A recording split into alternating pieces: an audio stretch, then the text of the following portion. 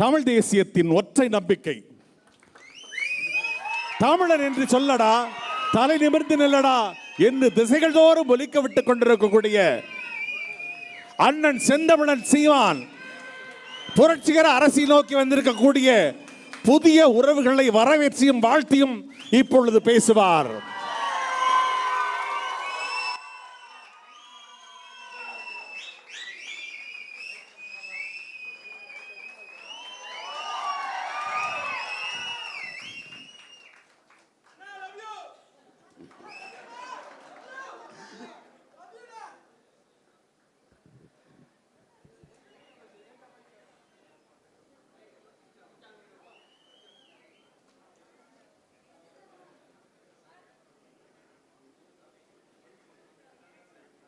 மாற்றம் என்பது சொல் அல்ல, செயல். மாறுவோம், மாற்றுவோம். இது மாற்றத்திற்கான எளிய மக்களின் புரட்சி என்ற முழக்கத்தை முன்வைத்து நாம் முன்னேறி செல்கிறோம். இங்கே பேசிய என்னுடைய உடன் பிறந்தார்கள் எல்லாம் குறிப்பிட்டது போல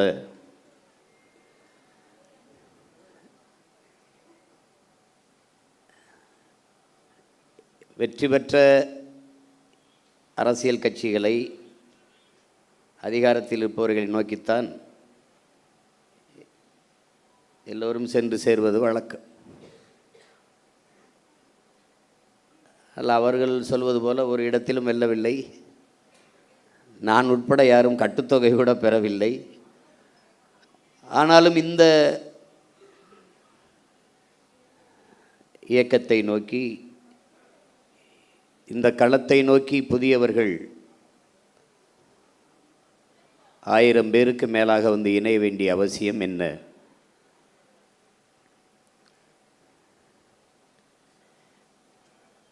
இங்கே ஒன்றுதான் என் உடன் பிறந்தார்களே, எல்லோரும் எளிதானதை செய்ய நினைக்கிறார்கள், சரியானதை செய்ய நினைப்பதில்லை. ஆனால் நீங்கள் சரியானதை செய்ய நினைக்கிறீர்கள். அதனால் இங்கே வந்திருக்கிறீர்கள். சரியானது வென்றே தீரும் என்கிறான் கிவ விடுதலை புரட்சியாளன் சேகுவேர் அவர். நாம் பார்க்கிறோம்,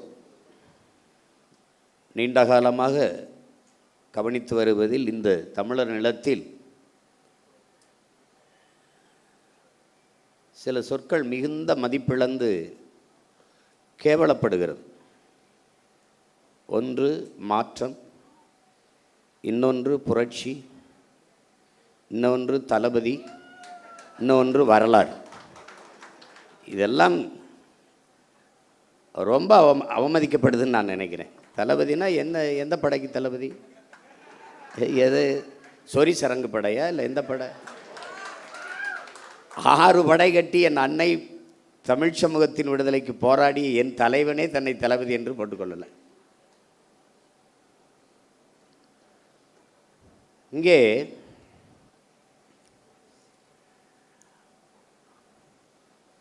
இங்கே எப்படி அரசியல் கட்டமைக்கப்பட்டிருக்கிறது என்பதை என் அன்பு உடன் பிறந்தார்கள், என் அருமை தம்பி தங்கைகள் புரிந்து கொள்ளும்.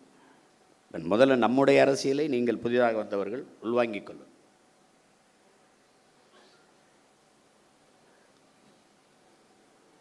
நாம் தமிழர் என்பது ஒரு கட்சியின் பெயர் இல்லை. முதல்ல அதை தெளிவாக வாங்கிக்கணும்.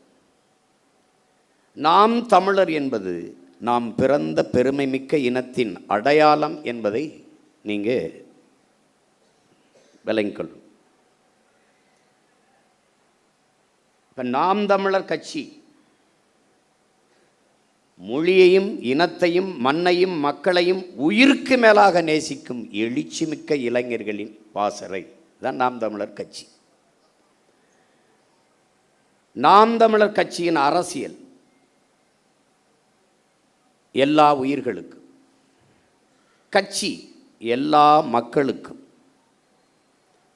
தலைமை அதிகாரம் எப்போதும் தமிழர்களுக்கு மட்டும். அதில் தெளிவாக விளங்கி இந்த கட்சியில் இருப்பதற்கு, இணைவதற்கு, தளபதியாக இருப்பதற்கு, தம்பியாக இருக்கிறதுக்கு எந்த தகுதியும் தேவையில்லை. ஆனால் இந்த இயக்கத்தில் தளபதியாக இருக்கிறதுக்கு நிறைய தகுதிகள் தேவைப்படுகிறது. ஏனென்றால் ஒரு காவல்துறைக்கு ஆள் எடுக்கிற போது உடல் தகுதி, கல்வி தகுதி எல்லாவற்றையும் சோதிக்கிறார்.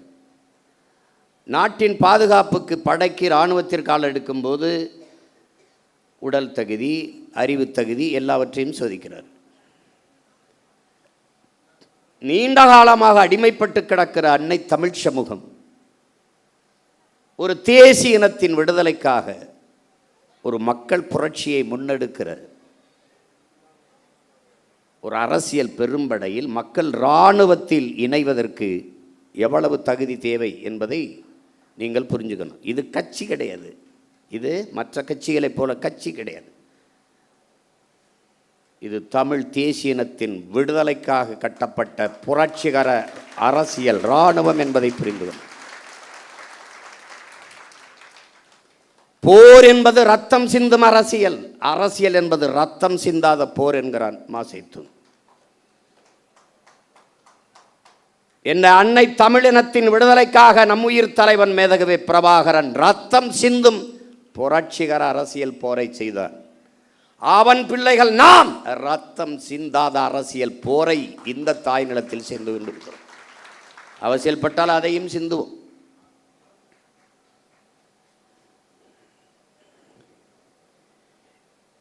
நாம் எப்பேடுபட்ட இனத்தின் மக்கள் என்பதை என் உயிரினும் மேலான என் உடன் பிறந்தார்கள், என் உயிரோடும் உணர்வோடும் கலந்து வாழ்கிற நீங்கள் புரிந்து கொள்ள வேண்டும். உலகின் மிகுந்த பெருமைக்குரிய ஒரு இனத்தின் பிள்ளைகள் நீனும் நானும். உலகின் முதல் மொழி தமிழ், முதல் மாந்தன் தமிழன். தமிழன் சொன்னால் அது தற்பெருமை. உலகில் பல்வேறு மொழிகள் ஆய்வறிஞன் தன் ஆய்விலே நிறுவுகிறார்.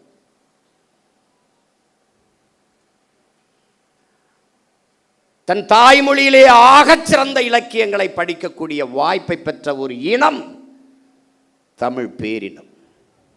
சீனர்கள், கிரேக்கர்கள் அவர்களையும் தாண்டி இந்த துணைக்கண்டத்திலே ஆகச் சிறந்த இலக்கியங்களை தங்கள் தாய்மொழியிலே படிக்கிற வாய்ப்பு பெற்ற இனம் தமிழினம்தான். ஒரு பெருமைமிக்க ஒரு இனத்தின் மகன் நீ. உன்னுடைய தாய்மொழி தமிழ். உன் மனச்சான்றுபடி உலகில் மாறுதலை ஏற்படுத்தி எல்லோரும் தன் மனச்சான்று வழி நடத்தியபடி நடந்தவன் தான் என்கிறார். உன் மனச்சான்றுபடி நீ நின்று பாய்சு. இந்த அரங்கை விட்டு வெளியேறுகிற போது நீ தமிழ்நாட்டின் தமிழ் தெருவை ஒரு தடவை திரும்பி பார். எங்கேயாவது உன் தாய்மொழி இருக்கிறதா, எழுதப்பட்டிருக்கிறதா? உன் தாய்மொழி சிதைந்து அழிந்து போனது 6 நூற்றாண்டுகளுக்குள்ளே. தமிழர் நாட்டில், தமிழர் ஏட்டில், தமிழர் நாக்கில் தமிழ் இல்லை. பேச வராது, எவனுக்கும் பேச வராது. நீ மீறி நல்ல தமிழிலே பேசினால் அவன் கேட்பான், நீ நாம் தமிழர் கட்சியான்னு கேட்பான். கேட்பான். நீ சரி அண்ணன் சொல்றதுக்காக நீ சோதிச்சோன்னா பாரு. இப்போ வழி கேட்குறாங்கன்னா, வழி ஐயா நீங்கள் நேராக செல்லுங்க, இடதுபுறம் திரும்புங்க, அங்கே ஒரு கோயில் வரும், அந்த கோயிலிருந்து அப்படி வலதுபுறம் திரும்புங்க, நேராக போங்க, அங்கே அந்த நீங்கள் கேட்குற முகவரி வருதுன்னு சொல்லு. அவன் நீ சீமாங்கட்சியில் இருக்க என்னப்பா நாம் தமிழ் கட்சியில் கேட்குறாடா இல்லையா? ஏன்? உன் மொழி, உன் அடையாளம்.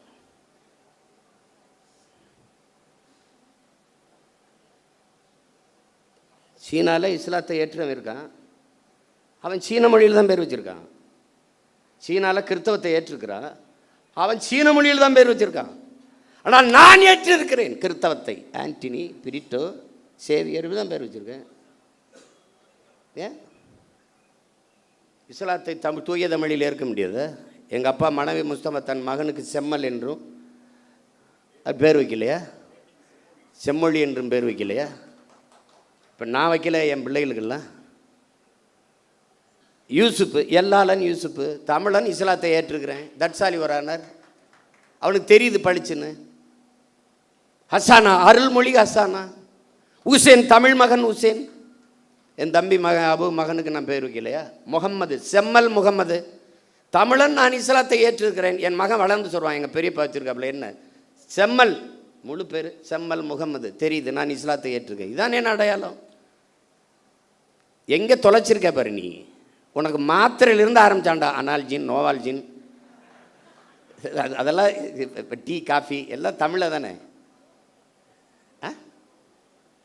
நேரம் என்னன்னு எவனாவது கேட்குறான்னா, டைம் ப்ளீஸ், டைம் என்ன? அப்போ ஒரு அறை விடணும்டா, செவில சேர்த்து அடிக்கணும்டா, செவில சேர்த்து அறையணும். உன் தாய்மொழியை கொன்று புதைத்தார்கள் திட்டமிட்டு. மொழியிலிருந்தும் வரலாற்றிலிருந்தும் தமிழ் பேரின மக்களை வெளியேற்றினார்கள். அதற்கு வாய்ப்பாக வழிபாட்டிலிருந்து வெளியேற்றினார்கள். இங்கே இருக்கிற கோயில்கள் எல்லாம் வெறும் வழிபாட்டு தலமல்ல. என் உடன் பிறந்தவனே, வரலாற்று பேராவணம் என்பதையும் நீ மறந்துவிடக்கூடாது. 18ஆம் நூற்றாண்டிலே அந்த கோயிலிலே, அந்த கல்வெட்டிலே இது பதிவாகி இருக்கிறது. எல்லா கோயில் மதிச்சுவற்றிலும் உன் வரலாற்று பேராவணம் பொறித்து வைக்கப்பட்டது. அவ்வளவே அழிச்சான். உனக்கிட்ட பக்கத்தில் உட்காந்தே பேசினா, உன் மொழி ஐயோ தமிழில் என்ன இருக்குது, இது படித்தா வேலை கிடைக்குமா, சோறு கிடைக்குமா, பிச்சை எடுக்கூட லாய்க்கலன்ட்டான். நீ நம்பிட்ட. தமிழ் அறிவியல் மொழியில நான் நம்பின. முல்லையும் குறிஞ்சியும் முறைமையில் திரியின் நல்லியல்பு இழந்து நிலம் நடுக்குற்று பாலை எனும் படிமம் கொள்ளும். எத்தனை ஆயிரம் ஆண்டுக்கு முன்னாடி. எப்படி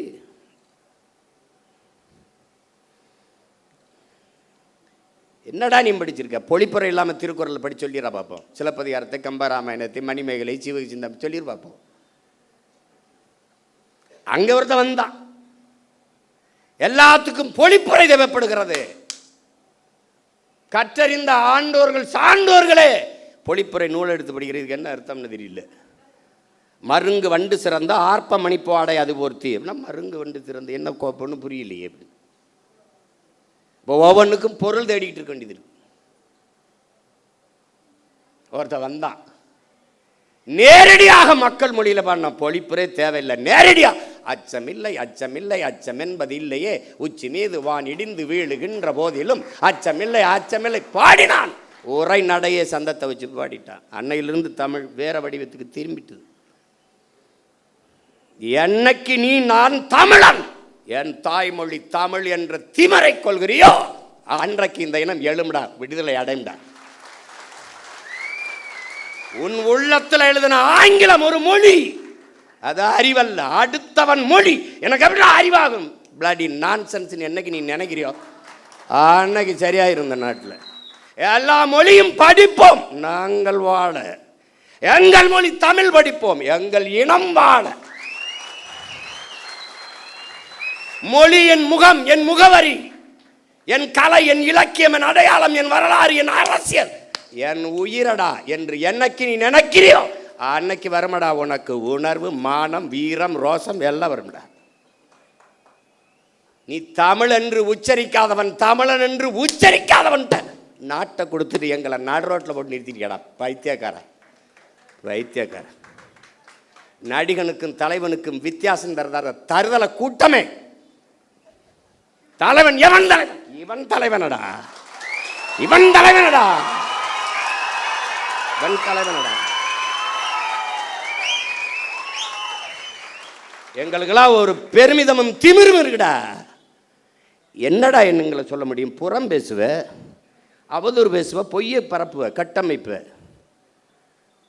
வேற என்ன பேசுவ நீ? திரள் நிதி திருடர்கள். திரள் நிதி திருடன் இவ்வளவு நாள் சொல்லிக்கிட்டு இருந்தவன் யாரு? திருட்டு நிதிக்காரன். இப்ப சொல்ற ஐயோக்கியப்ப யாரு? பிளாக் டிக்கெட்காரன்.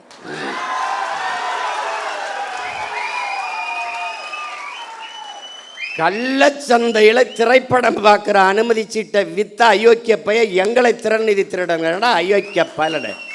Bloody nonsense. தம்பி, ஆட்டம் ஒரு மாறி மாறி தான் ஆடுவோம். இந்த ஆட்டம் உங்கள் கையில் இருக்கு. உங்கள் காலில் இருக்கிற பந்து ஒரு நாள் எங்கள் கால்களுக்கு வரும்.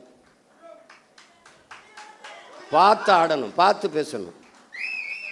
வாதத்தில் தோற்பவன் அவதூறை கையில் எடுப்பாங்கிறான் சாக்ரட்டிஸ். இவன் அறிவு கட்டம் என்னவன் நம்ம கேள்விக்கு பதில் தானே சொல்லணும், சொல்ல தெரியாது. தெரியாதா? அவர் பொய்யா பேசுவார், ஒரு பொய் சொல்றார். திரள் நிதி ஆமாடா, மக்கள் இயக்கம் மக்கள்கிட்ட இருந்தாண்டா பெற முடியும். நீ வாக்கு என்ன நீ எவாடா குத்திக்கிட்ட? மக்கள்கிட்ட தானடா கேட்ட. அப்புறம் நான் வாக்கையும் கேட்குறேன், வலிமையும் கேட்குறேன். இனமாகவும் பணமாகவும் என் மக்கள் தான் எங்களோட நிற்கணும். கட்சி காசில் ஒரு தேநீர் இருந்த மாட்டோம்டா நாங்கள். திரள் நிதி காசில் இன்னும் கார் வாங்கிட்டா இன்னும் உங்கள் ஆத்தா பத்தா தாலி எடுத்து வித்தாடா வாங்கணும். என்னடா பென்ஸ் கார் வாங்கிட்டாரு சீமான், பென்ஸ் கார். ஃப்ளைட் வாங்கி ஓட்ட போய், ஃப்ளைட்டு சொந்தமாக ஃப்ளைட். எங்கள் அம்மா எங்கள் அம்மா தமிழ் செல்வி சொன்னாங்கல்ல, சோழனா போய் போட்டு தேஞ்ச ரப்பர் செருப்பு ஒரு செருப்பை போட்டுக்கிட்டு அப்படியே பழைய ஜிப்பா போட்டுக்கிட்டு இப்படி தான்டா பேசியிருந்தான். 7 லட்சம் மக்களை திருச்சியில் திரட்டி தமிழ் தேசிய அரசியல் பக்கம் நிறுத்துக்கான ஒரு சாதாரண மகன். ஏண்டா எங்களை இந்த சும்பப்பல் உலகம் பூரா எத்தனை கோடி மக்கள் எங்களை உயிராக நேசித்து பெத்த பிள்ளை போல நேசிக்க எத்தனை பேரன்பு கொண்ட எங்கள் சொந்தக்காரர் இருக்கான். அவன் என்னடா இந்த காரு, இந்த பிச்சைக்கார காரு நாங்கள் வேணாம்னு வச்சுருக்கோம்டா, அதெல்லாம் வேணாங்க எனக்கு இது போதும் அப்படின்னு. அது என் மருமே ஒரு நாள் இந்த காரில் வண்டியில் வந்தாப்புல வந்துட்டு அவர் திடீர்னு மாமா இவ்வளோ தூரம் பயணத்தில் இது எப்படி மாமா, அவராக காசை கட்டி வாங்கிட்டு வந்து நிறுத்திட்டு பண்ணாப்புல. பொறுக்கலை. இப்போ நான் சொந்தமாக விண்ணூர்தி வாங்கி ஓட்டினா என்னடா பண்ணுவீங்க? டேய் வைத்தியக்காரங்களா செத்து போங்கடா. நான் துறைகிட்ட சொன்னேன், துறை அண்ணா என்னென்ன எப்படி பண்ண தம்பி, டேய் நம்ம செய்கிறது அவங்களுக்கு எதாவது பிடிக்கலையோ அதை திரும்ப திரும்ப செய்யணும்டா. டேய் நம்ம பேசுகிறது அவனுக்கு எரிச்சலாக இருக்காடா, அதே பேசுகிறான். இப்போ நம்ம என்ன பயிற்சி கூடத்தில் ஒரு உடையை போட்டு பயிற்சி எடுக்கும்போது காலை தூக்கி இப்படி வச்சா அப்போ பாருங்க, இந்த உடையை பார்த்தீர்களா, பேசுவது தற்சார்பு ஆனால் போடுறது இங்கே தயாரித்ததாண்டா பைத்துக்கிற போல இங்கே தயாரித்ததான். அதுதான் அவன் என்ன துறைக்கிட்டு சொன்னேன். அப்போ நம்ம ஒன்று செய்யும்னே, கோணி சாக்கில் ஒரு டவுசரை தச்சுக்கிட்டு அவன் என்னன்னா எங்களை பார்க்கும்போது நீங்களாம் கோமணம் கட்டிட்டு அலையாமல் நீ எதுக்கு இப்படிலாம் போட்டு தர்ற? டேய் உங்களை எல்லாம் வர இருங்கடா தம்பி, கொள்ள வெறியில் இருக்கோம் பார்த்துருதுங்க. புரியுதா? பேசவே ஆரம்பிக்கல. எதிர்க்கட்டே எதிர்க்கலடா, களத்துக்கு என்ன நாங்கள் வரலடா. வந்தா என்னடா அவங்க சில கேள்விகள் கேட்குறோம். சில கேள்விகள் நாங்கள் ஏற்றுக்கொண்ட தலைமை என்பது எப்படிப்பட்டது? உலகத்தில் எந்த இனத்திற்கும் எங்கள் தலைவனை போல தலைவன் வாச்சிருக்க மாட்டான். என் தம்பி வெற்றிச்செலன் சொன்னான்ல, 3 தலைமுறை தன் இன விடுதலைக்கு களத்தில் நின்றவன் உலக வரலாற்றிலே எங்கள் தலைவன் தான். அவன் நின்றான், அவன் மகன் நின்றான், மகள் நின்றான், அவன் உயிர் துணையாக என் அண்ணி மதிவதனியும் நின்றான். இறுதி கட்டத்தில் தன் தாயும் தந்தையும் களத்திலே கொண்டு நிறுத்தினான், தன்னோட வைத்திருந்தான். 3 தலைமுறையும் தன் இன விடுதலைக்கு பலியானது உலக வரலாற்றிலே என் உயிர் தலைவன் பிரபாகரனும் அவன் குடும்பம் தான். எத்தனை பெருமைடா, சொல்லி முடிக்க முடியாது. அவ்வளவு பெரிய வரலாறு. அவன் பிரபாகரன் என்பது பெயர் சொல்லல்ல, அவனே ஒரு பேரினத்தின் வரலாறு.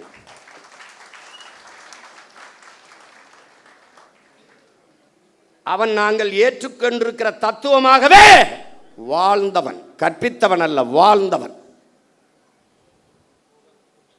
அடிமை வாழ்வினும் உரிமை சாவு மேலானது. இது பன்னெடுங்காலமாக எம் இன முன்னோர்கள் வாழ்க்கையிலிருந்து எங்களுக்கு கற்றுத்தந்தது. உயிரை இழக்கலாம், உரிமையை இழக்கலாமா? ஏன்? உயிர் என்பது தனிப்பட்ட ஒருவனுக்கான இழப்பு, உரிமை இழப்பு ஒட்டுமொத்த தேசிய இனத்திற்கான இழப்பு. எனவே உயிரினும் மேலானது எமது உரிமை.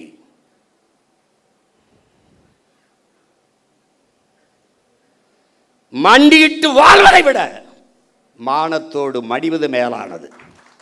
சரணடைந்து வாழ்வதை விட சண்டையிட்டு சாவது மேலானது. இதாண்டா மான தமிழனின் கோட்பாடு. தமிழுக்கு அமுதென்று பேர், அந்த தமிழ் இன்பத்தமிழ் எங்கள் உயிருக்கு நேர்னு பாடினா புரட்சி பாவலன்.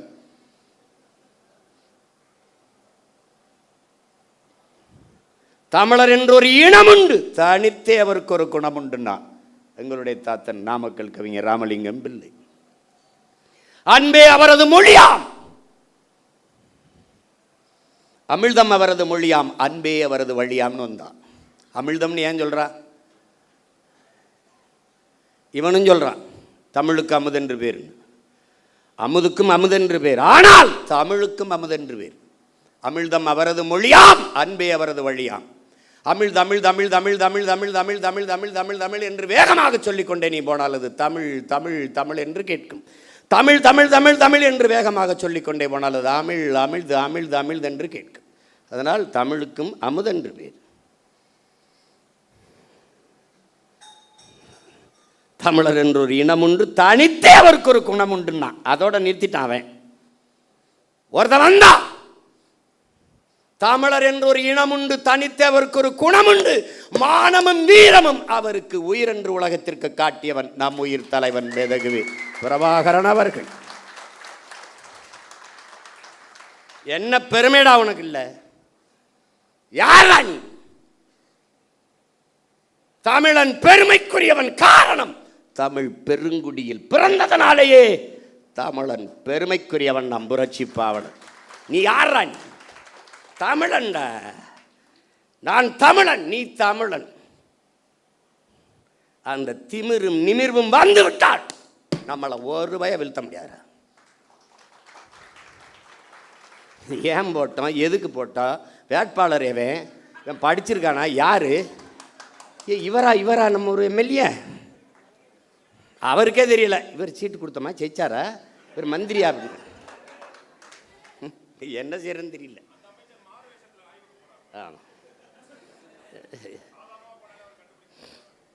ஏதோ நாய் திருட்டு பையன் கடிச்சு விடாம இருந்தா சரிதான்.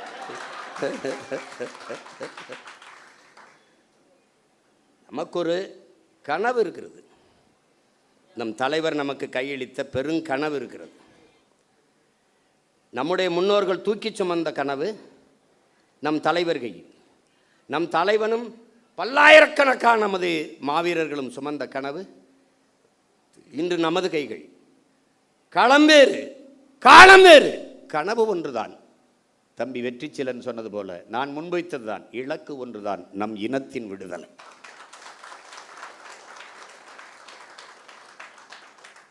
பாதையை தேடாதே உருவாக்கு என்றான் தலைவன். ஹிட்லர் சொல்றான், அங்கே என்னடா பார்த்துக்கிட்டு இருக்கேன், பாதையவா தேடி இறங்கி நட, அது பாதையாகும்னா. இறங்கி நடந்தான் தலைவன், பாதையாச்சு. நமக்கு சொன்னான் பாதையை தேடாதே உருவாக்குன்னு. நடந்தோம், உருவாகிவிட்டது, இலக்கை குறித்தாகிவிட்டது.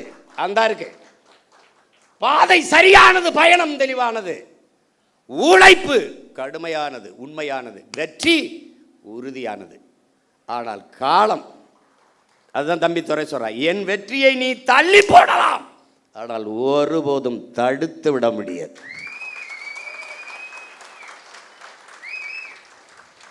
ஜஸ்ட் டிலே, அவ்வளவுதான். நீ ஒண்ணுமே செய்ய முடியாது. ஏன்னா நானா வந்தவன் இல்லை, உங்களை மாதிரி ஆசைப்பட்டு முதலமைச்சராக வந்தவன் இல்லை. நான் காலம் என்னை இறக்கி விட்டுச்சு. நான் படம் எடுத்து பிழைக்கு தான் வந்தேன், அதான் செஞ்சுக்கிட்டு இருந்தேன். என்னை தள்ளி விட்டுச்சு. யாரா என்னை தள்ளி விட்டதுன்னு என்ன ஒரு தடவை கிணத்துக்குள்ள குதிச்சு கேட்பார்ல, அந்த மாதிரி என்னை தள்ளி விட்டது. நான் என் வீட்டு வாளி விழுந்துருச்சு, நான் கிணத்துக்குள்ளே குதித்தேன். மூழ்கி போகும்போது என் பரம்பரையே உள்ள கிடக்குன்னு தெரிஞ்சு அப்புறம் இந்த வேலையை நான் செய்ய வேண்டியது வந்துச்சு. உனக்கு புரியுதுன்னு நினைக்கிறேன். அதனால் இது நான் விரும்பி வந்தது அல்ல, காலம் எனக்கு கையளித்த கடமை. வரலாறு எனக்கு வார்த்து கொடுத்த மாபெரும் பொறுப்பு. சரி, இல்லைடா, நாங்கள் இல்லை, நான் இல்லை, நாம் தமிழர் இல்லை, வெளியேறிட்டோம். நாதி இருக்கடா உனக்கு? தமிழ் என்று, தமிழர் என்று, காடு என்று, செடி என்று, மலை என்று, ஆறு என்று, அருவி என்று, நிலம் என்று, வளம் என்று சொல்வதற்கு உனக்கு ஒருத்தர் காணா. ஒரு வீர மகன் ஒருத்தன் கிடையாது. உலகத்தில் ஒரு மகன், அண்ணன் தம்பி, தலைவன் தம்பி, அதெல்லாம் தாண்டி அப்பா மகனுக்கு இருக்கிற ஒரு பிணைப்பு. என் தங்கச்சி கூட சொல்லுவாள், அவன் வரும்போது தம்பி அவன் தான், போகும்போது மூத்த மகனாக போனான்னு பேட்டியில் சொல்லியிருப்பா. வேறு எனக்கு ஒரு தலைவன் வந்து தன் பிள்ளையை ஊருக்கு அனுப்பும்போது இங்கே வர சாக துணிஞ்சிருங்க, எல்லாமே உங்களுக்கு சாதாரணமாக போயிடும். நபல சத்தியம் சொல்கிறேன். இந்த பாரு, தன் எனக்கிட்ட சொல்லி அனுப்பும்போது ஒரே வார்த்தை தான், சாக துணிஞ்சிருங்க, உங்களுக்கு எல்லாமே சாதாரணமாயிரும். இல்லைன்னா அன்னைக்கு காங்கிரஸ் ஆண்டுகிட்டு இருக்கு, இங்கே திமுக ஆண்டுகிட்டு இருக்கு, ஒரு பையன் இவ்வளோ கூட்டம்லாம் இல்லை, ஒத்தை மகன் கருத்தரவா கத்தி எனக்கு இவன் வரவெல்லாம் பாடம் எடுக்கிறது, கொள்கை உறுதியை பற்றியும் நிலைப்பாடு பற்றி எனக்கு கூட்டணி வச்சுருவாப்ல, பாட்டு அப்படி சொல்கிறேன். வைத்துக்காரடே போகிறதுன்னு ஆயிடுச்சு, போய் அங்கிட்டு போய் எதாவது பொழைச்சிட்டு போவா, போகிற போக்கில் அதை புலம்பிட்டு போகாது. கூட்டணி வைக்கிறதுனா எத்தனை பேர் பேசியிருப்பான்? ஒரு விழுக்காடு விழுக்காடு வைக்கிறவன்ட்டு அவளை பேசும்போது 8.5 விழுக்காடு 36 லட்சம் வாக்கை தொட்டவனை எவ்வளோ பேரம் பேசியிருப்பான்? போயிருக்க முடியாதா? இனமானத்திற்காக போராட வந்த பிள்ளைகள் நாங்கள், ஆனால் தன்மானத்தை இழந்து விட்டு போராட மாட்டோம்.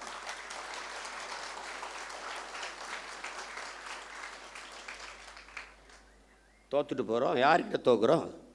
தோல்வி எங்களுக்கானதில்லை. என் தம்பி சொன்ன மாதிரி, எங்கள் ஐயா பொதுச் செயலாளர் திருமால் செல்வன் சொன்னது மாதிரி, இனத்திற்கானது. என் மக்கள் முடிவு செய்கிறார்கள், அவர்களுக்கு இது சரி என்று செய்யுங்க, அவ்வளோதான். சாதி பார்த்து போடாதே ஓட்டு, போட்டால் அந்த ஓட்டு எனக்கு தீட்டுன்னு பேசுனது நாம். புறக்கணிக்கப்பட்ட ஒதுக்கப்பட்ட ஆதி தமிழ் சமூக மக்களுக்கு தேடி தேடி தேர்தல் நிற்க வாய்ப்பு கொடுத்தது நாம். ஆதி தமிழ் குடிகளுக்கு 16 22 தொகுதி பொது தொகுதியிலே நிறுத்தினது நாம். 21 16 தொகுதிகளை தேர்வு செய்து பொது தொகுதியிலே நிறுத்தினது நாம். பிறகு இந்த போது எல்லாருக்கும் நாவிதர், குயவர், வண்ணார், இது இந்த மாதிரி பழங்குடி மக்கள், ஷெட்யூல் ட்ரைப், இந்த மாதிரி இவங்களுக்கெல்லாம் கொடுக்க வேண்டியதுனால, தச்சர், இவங்களுக்கெல்லாம் நிராகரிக்கப்பட்ட தமிழ் சமூகம்.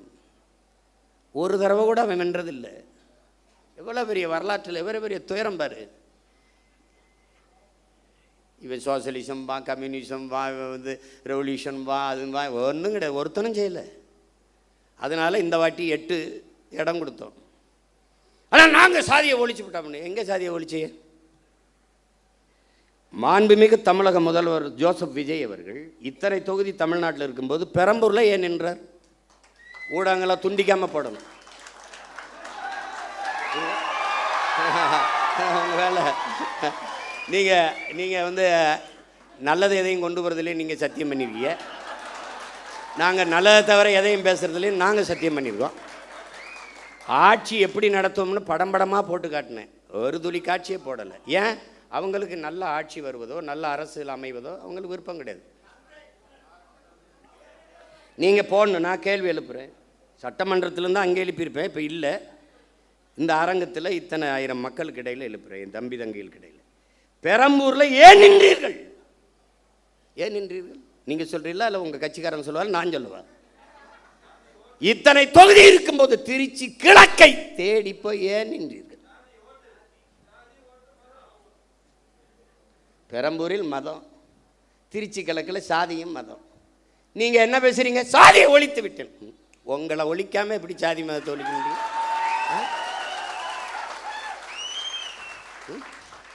நடிக்கும்போது வராத ஜோசப்பு, அரசியல் வரும்போது ஜோசப்பு. இப்ப முதலமைச்சர் ஆயிட்ட பிறகு ஜோசப் விஜய் அந்த படங்களை திருப்பி ஜோசப் விஜய். ஏன் அந்த முதல் படத்தில் அறிமுகம் முகமது ஜோசப் விஜய்ன்னு போடல? எப்படி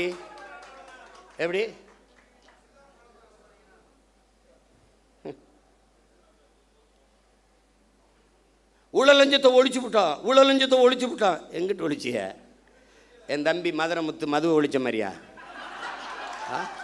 நீங்கள் முதலமைச்சராக நான் என்னங்க பண்ணுவீங்க? மதுவை ஒழிச்சிருவேன். எப்படி ஒழிப்பிய? இப்படி கேட்பீங்கன்னு தான் அந்த வரங்க ஒழிச்சு வச்சிருக்கீங்க அப்படின்னு ஒரு ஒழிச்சு வச்சுட்டு வரோம். வாய்க்கிட்ட ஒழிக்கிறது இல்லை. இவங்க பண்ணுற சேட்டை பாருங்களேன். போதைப்பொருள் ஒழிப்புக்கு ஒரு விழிப்புணர்வு தொடர் ஓட்டம். மாண்புமிகு முதல்வர் அவர்களே, ஓடி ஒழிக்கிறது இல்லை, போதைப் பொருளை தேடி ஒழிக்கணும். இப்போ ஓடுனீங்க மாநாடுல 3 கிலோமீட்டர் ஓடுகிற ஒரே முதலமைச்சர். 12 கிலோமீட்டர் ஓடுவேன். ஓட விட என்னோட டேய் என் தம்பி பாலாட்ட கேளு. எல்லாரும் ஒய்எம்சிக்குள்ளே ஓடுறான், இவன் ஒய்எம்சியை சுற்றி ஓடுறான்டா கருவாப்பையம்மா. அவனை போய் கேளுங்க. ஏய் இதெல்லாம் ஒரு பெருமை. போதைப்பொருளை ஒழிஞ்சிருச்சா? ஓடுனீங்க, ஒழிஞ்சிருச்சா? போதை என்பதற்கான வரையறை என்ன? மாண்புமிகு முதல்வர் அவர் ஜோசப் விஜய் அவர் இல்லை. போதை என்பது போதைப் பொருளுக்கானது என்ன? திடப்போதை. கொக்கைன், கஞ்சா, அபின், மெத்தப்பட்டமேன், அப்புறம் வேறு என்ன இருக்குது? அபின், குட்கா, இதெல்லாம் தான் போதைப் பொருள் நினச்சிக்கிட்டு இருக்கீங்க. அப்போது நீங்கள் இந்த தெருவுக்கு திறந்துருக்க டாஸ்மார்க், அதில் விற்கிற பீரு, பிராண்டி, விஸ்கி, ரம்மு, ஜின்னு, ஒயின், இதெல்லாம் கரும்புச்சாரா இல்லை பழச்சாரா இல்லை கோயிலில் கொடுக்குற புனித நீர் தீர்த்தமா? அது என்ன பேர்? அது எப்படி? இவங்க மாற்றம் என்ன மாற்றங்கிற இதே பேசுறது. நம்ம மாற்றம்னு சொல்றதுனால மாற்றிட்டோம், நாங்கள் மாற்றோம். என்ன மாற்றம்? இந்த திராவிட கட்சிகள் அரை நூற்றாண்டுகளாக வெறும் செய்தி அரசியல், விளம்பர அரசியல் தான் செய்தது. சேவை அரசியல் செய்யவில்லை, செய்யாது. தேர்தல் அரசியலே செய்தது, மக்கள் அரசியல் செய்யாது. அதேதான் இவர் செய்யறது. இங்க இருந்து போறோம், இப்ப வெளியில போய் பார்க்கிறோம். பேருந்து நிலையங்கள் முழுக்க பதாகை. மக்கள் காசை வீணடிக்க மாட்டார். அதில் வச்சிருக்காப்புல 717 சில்லறை மதுக்கடைகளை மூடியது வெற்றி தமிழகம், வெற்றியை நோக்கி தமிழகம். அப்படி சிரிச்சு உட்கார்ந்துருக்காப்புல. இதைத்தான் அவர் பண்ணாப்புல. அவர் என்னன்னா, நான் முதல்வன். செப்டம்பர் 16 குடும்ப தலைவிக்கு 1000 பூ கட்டுற ஒரு அம்மா, பாத்திரம் தைக்கிற அம்மா படத்தில் இருக்கு. நான் தினம் திரும்பி பார்த்தே போவேன்ல. நான் வேறு புதுச்சேரியிலேருந்துல வரணும். தினம் உள்ள தெருவில் பூரா பார்க்குறேன். நிறைய பேருந்து கிடக்கிறேன்ல, பேருந்து நிலையங்களை பார்ப்பேன். அவர் அப்படியே உட்காந்துருப்பார் ஐயா. இப்போ இவர் உட்காந்துக்கிட்டு இவர் இப்போ இருங்க வரேன். அப்புறம் சிங்கப்பெண் பெண்கள் பாதுகாப்புக்கு சிங்கப்பெண் சிறப்பு படை, அதுக்கு ஒரு விளம்பரம். அப்படியே சிரிச்சுக்கிட்டு இருக்காப்புல. அதுதான் சட்டசபையில் பேசிட்டீங்க, சொல்லிட்டீங்க. செய்தி நாளேடு முழுக்க, தொலைக்காட்சி முழுக்க வந்துருச்சு, மக்களுக்கு தெரிஞ்சிருச்சு. அப்புறம் அதுக்கு இவ்வளவு கோடிகளை செலவழித்து தெருவா விளம்பரம் இதுக்கு? இதுதான் செய்தி விளம்பர அரசியல். இவங்க ஒன்லி ரீல்ஸ் தான், நோ ரூல்ஸ். ரூல் பண்ணுறதில்ல, ரீல் தான். இன்னைக்கு என்ன போடலாம்? பேருந்தில் போகலாம். பேருந்தில் அதுக்கு தான் போக்குவரத்து துறைக்கு ஒரு அமைச்சர் போட்டிருக்கீல, தமிழன் விஜய் பார்த்திபன். பேரை வச்சுக்கிறான், கில்லி சரத்குமார், திருப்பாச்சி வெட்டர்வால், எதையோ ஒன்று வச்சுக்கிறது. பேரை வச்சுக்கிட்டு சூப்பராயன் அப்படி ஏதோ ஐயா வச்சுக்கிற மாதிரி எதையோ வச்சுக்கிறது. அவன் இந்த சரத்குமாருங்கிற அவன் எப்படிப்பட்ட வீரன்?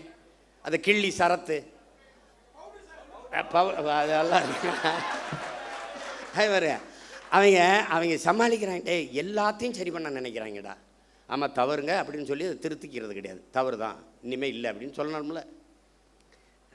விளையாட்டு போட்டி கிரிக்கெட்டு IPL பார்க்க போகிறாரு. சரி போகிறாரு.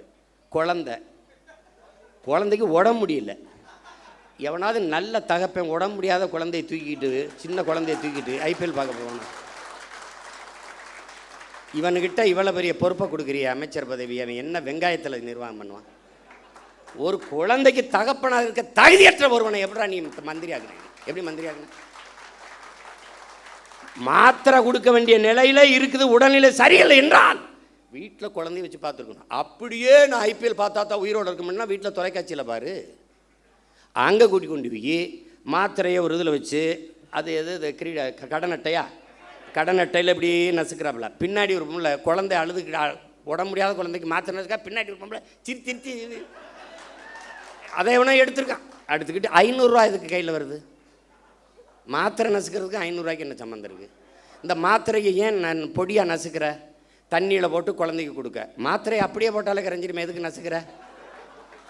டேய், கேட்குறதுக்கு பதில் சொல்லணும். அதை விட்டு உன்னை தெரியாதா? அது தெரியுதுலடா, உங்களுக்கு முன்னாடியே 15 வருஷமாக இங்கே இருக்கேன்டா, என்னை தெரியாமல் எப்படி இருக்கும்? அது கேட்குறது. அது அது வந்து அது வந்து அவர் கொடுக்குறாரு, இப்படி நசுக்கி போடுறாப்புல. இப்போ வழக்கு போட்டு சீமான் கெடுத்து விட்டாப்புல. டேய், நாட்டே கெடுத்து வச்சிருக்காடா, நாட்டே கெடுத்து வச்சிருக்கீங்க. நீங்கள் காப்பாற்ற போராடுறோம்டா, கேள்விதான்டா கேட்குறோம்.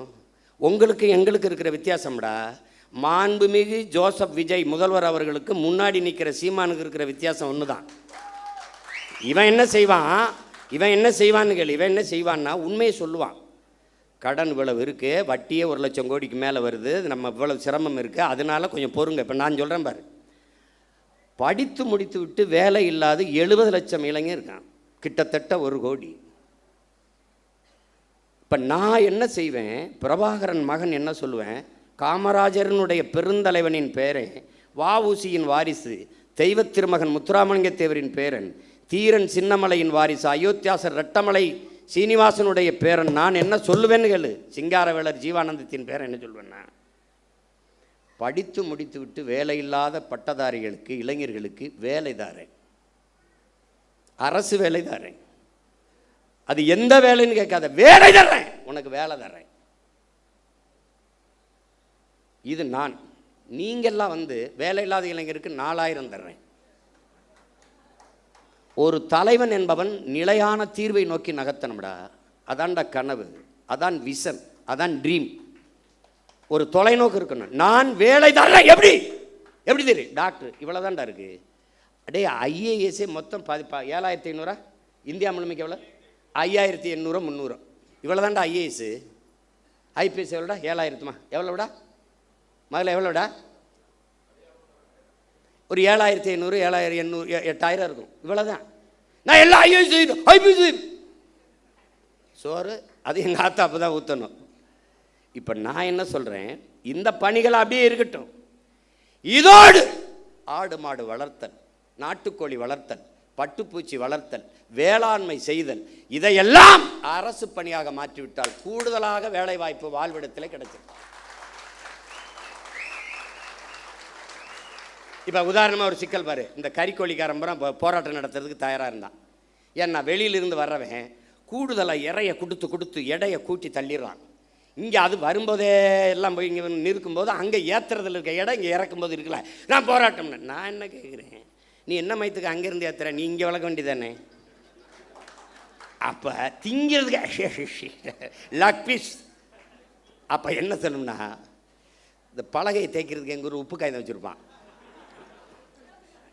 நீ தானே இந்த ஆடு மாடு வளர்க்குறது அவமானமாக பேசினவன் தம்பி. இந்த வலையொலியில் இருக்கணும்னா குறித்து வச்சுக்கணும். தோற மகளே குறித்து வச்சுக்கணுமா? டே, அவனை இவன்தாப்பா கொண்டாப்பா நாக்கப்படுறான், அங்கிட்டு இழுத்துக்கடா. நல்லா தேய்ச்சி இருட்டு ரூமுக்குள்ளே போட்டு 1 வாரம் அண்ணன் தண்ணி சோறு இல்லாமல் போட்டு உன்னை கொள்ளலாம் பார்த்துரு. நீ வருது ஆடு மாடு போய் சொல்லுவான். டேய், உனக்கு மேய்க்க வைக்க இருந்தால் வெளில போடா நாயே. சீனக்காரன் 1 லட்ச ரூபாய் மாதம் சம்பளம், ஆடு மேய்க்க எனக்கு ஆட்கள் தேவைன்னொன்னா பல ஆயிரக்கணக்கில் விண்ணப்பிச்சிட்டான்.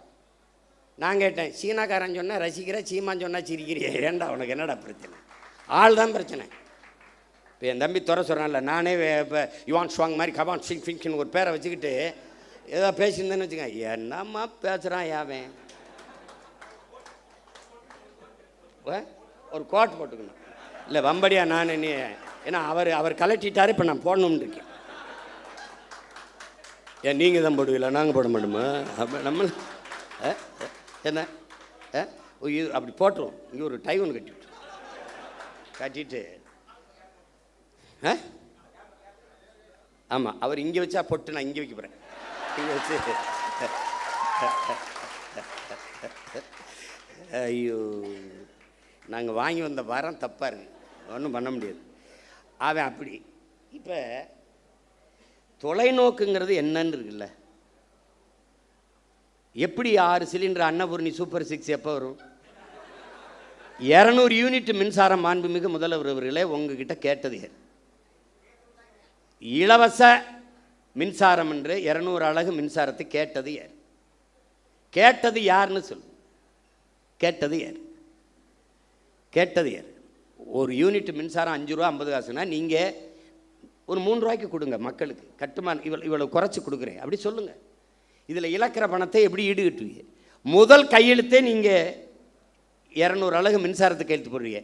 பிரபாகர மகன் சீமான் என்ன போடுவான்? அந்த முதல் கையெழுத்து அவன் முதலமைச்சராக கையெழுத்தை போட்டுருவான். பிறகு என்ன போடுவான்? கல்வி ஒன்றுதான் சமூக மாற்றத்தை சமூக முன்னேற்றத்தை ஏற்படுத்த கருவி என்கிறார் புரட்சியாளர் அண்ணல் அம்பேத்கர் அவர். தொட்டனை தூரும் மணற்கேணி மாந்தற்கு கற்றனை தூரும் அறிவு. ஒரு நாட்டை ஆளுகிற மன்னனுக்கு அந்த நாட்டின் எல்லையில் மட்டும்தான் செல்வாக்கு மதிப்பு. ஆனால் கற்றவனுக்கு சென்ற இடமெல்லாம் சிறப்பு என்கிறார். பிச்சை புகினும் கற்கை நன்ற என்கிறான் கொன்றை வேந்தனில் அதிவீர ராமபாண்டியன். கல்வியில் இருந்துதான் ஒரு சமூகம் மேம்படணும். அப்ப அறிவு மானிட உரிமை, கல்வி மானுட உரிமை. என்ன பேசுவேன்? கல்வி மானுட உரிமை, கொடுக்க வேண்டியது அரசின் கடமை. அதை கொடுக்காமல் இருப்பது மாபெரும் கொடுமை. இதை தகர்க்கிறது. அனைவருக்கும் சரியான சமமான கல்வி தமிழ்நாடு அரசு, தமிழ்நாட்டு அரசு கொடுக்குது. தமிழ் தேசிய அரசியல் கொடுக்குது. பிரபாகரன் மகன் சீமானின் அரசு கொடுக்குது.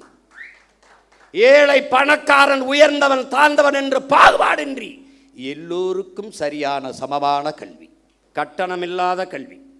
அந்த இலவசங்கிற வார்த்தையே ஒழிக்கணும். கட்டணம் இல்லாது கொடுக்கிறோம். தனியார் பள்ளி கல்லூரியில் என்ன தரம் இருக்கிறது என்று என் பெற்றோர்களும் என் பிள்ளைகளும் நினைக்கிறார்களோ அதை தாண்டிய கல்வி. கல்வியில் தலை சிறந்த நாடு பின்லாந்து. 10 ஆண்டுகளில் எழுதி வை. 10 only 10 years.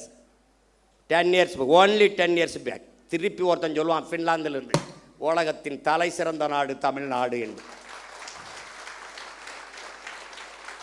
லீக்வான் யூ சொன்னா Lee Kuan Yew only 10 years you make my hand.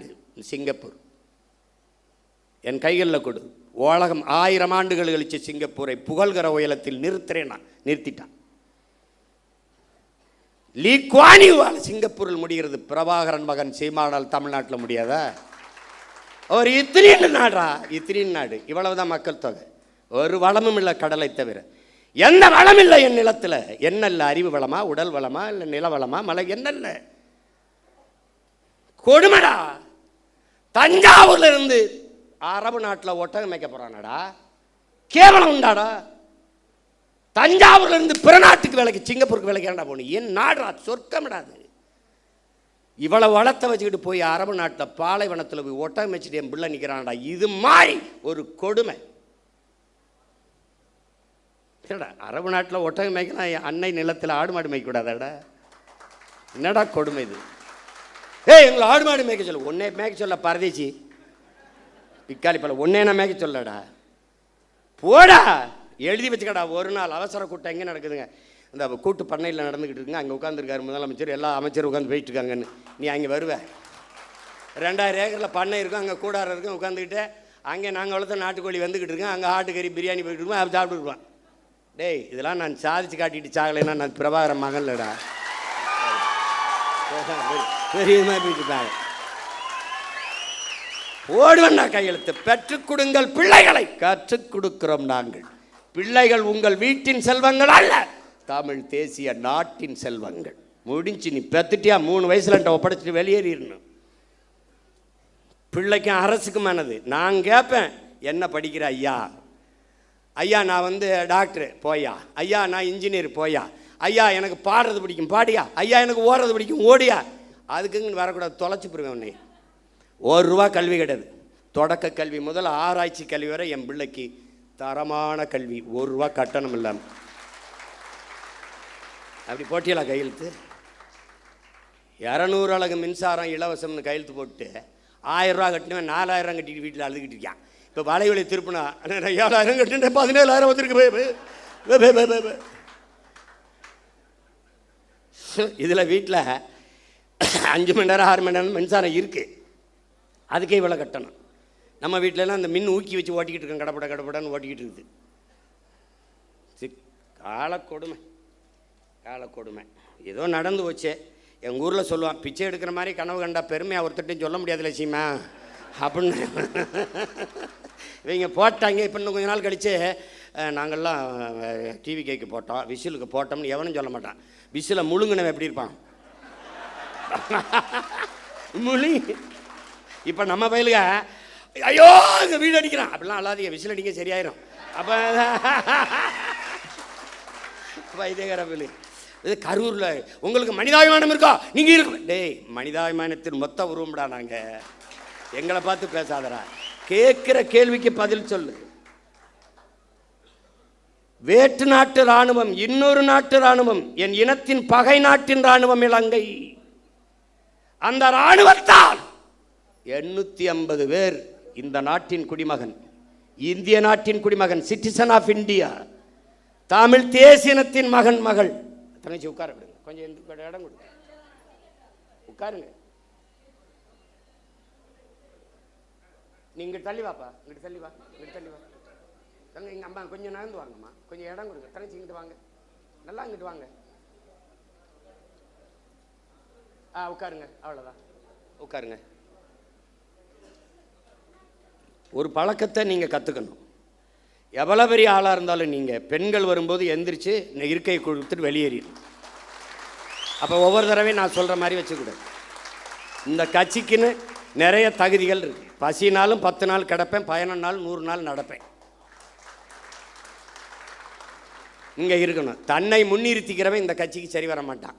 தான் பிறந்த மண்ணையும் இனத்தையும் எவன் முன்னிறுத்துறானோ அவன் தான் இந்த கட்சிக்கு தளபதியாக இருக்க முடியும். போட்டு ஒவ்வொரு தடவையும் அண்ணனை பாடம் நடத்த வைக்கக்கூடாது. புதுசாக நீங்கள் வந்திருக்கிறே தெரிஞ்சுக்கணும்.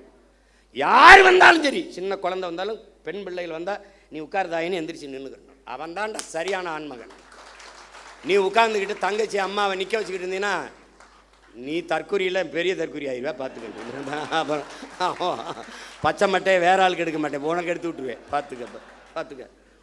இப்போ 850 பேர் சுட்டுக் கொல்லப்பட்டிருக்கான். அவன் வாழ்வாதாரத்திற்காகத்தான் கடலுக்குள்ள மீன் பிடிக்க சென்றான். அவன் படகு பறிக்கப்பட்டிருக்கு, சிறைபிடிக்கப்பட்டிருக்கா, சித்தவதை செய்யப்பட்டிருக்கா, கொலை செய்யப்பட்டிருக்கா. இந்த செத்து பிணமா வந்தவன் வீட்டிற்கு எவ்வளவு பணம் உதவித்தொகையாக, ஊக்கத்தொகையாக, வாழ்வாதாரத்திற்கு கொடுக்கப்பட்டது? யாராவது ஒருத்தன் சொல்லு. எந்த அரசாக இருந்தாலும் யாராவது ஒருத்தன் சொல்லு கொடுக்கப்பட்டிருக்கா? இல்லை. அவன் குடும்பத்துக்கு வேற்று நாட்டு இராணுவத்தால் சுட்டுக் கொல்லப்பட்ட தன் நாட்டு குடிகளில் எவனுக்காவது ஒருத்தனுக்கு அரசு வேலை அவன் குடும்பத்தில் கொடுக்கப்பட்டிருக்கா? இல்லை. அப்ப